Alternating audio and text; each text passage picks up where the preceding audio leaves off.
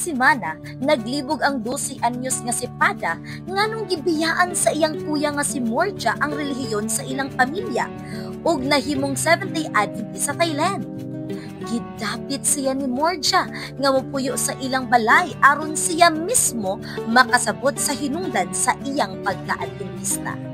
Kini ang sumpay sa sugilanon ni Pada nga nagauluhan. Halayo nga pagbaktas ngadto sa Dios. Bahid Dos.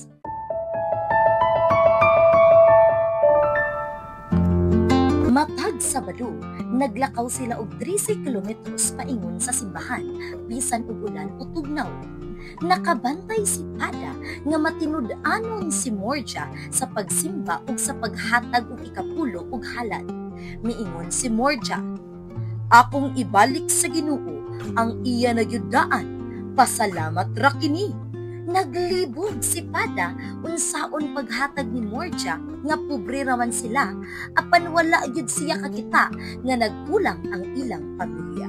Niagi ang tulo ka tuig ug nakita niya nga maski dili dato si Morja, makapaeskwela siya sa iyang mga anak sa Adventist nga tulungaan. Pag-abot ni Pada sa 15 anyos, nagtinguha siya nga makaskwela sab. Nakapamalandong siya. Tinuod kaha nga ang Ginoo ni Morja maoy naghatag sa tanang panginahanglan. Tungod sa iyang nakita nga pagpanalangin sa Ginoo sa iyang kuya, mitubo ang gugma sa Ginoo sa iyang kasing-kasing. Nagpabautismo siya ug misugod og eskwela sa edad nga 17. Naningkamot siya pagtuon og trabaho aron makabayad sa iyang tuition. Sa ulahi, nakahuman si Pada ug nagtudlo sa Mission College, karon Asia Pacific International University ug nahimong pastor. Karon si Pastor Pada usa naka-leader sa Adventist Church sa Thailand. Aduna siya'y asawa ug tulo ka anak nga babaye. Nagkinabuhi sila nga adunay igo nga pagkaon, edukasyon ug panalangin. Matinud-anon gihapon siya sa pagbalik sa ikapulo ug halad. Gabalik-balik siya sa ilang kabukiran aron maghatag og mga sobre nga adunay kwarta alang sa mga kabus nga lumulupyo. Malipay ang mga tawo ug ingon, "Si Pada kabahin nato, ang iyang Ginoo nag-atiman kaniya. Tingali ang iyang Ginoo makatabang sab nato."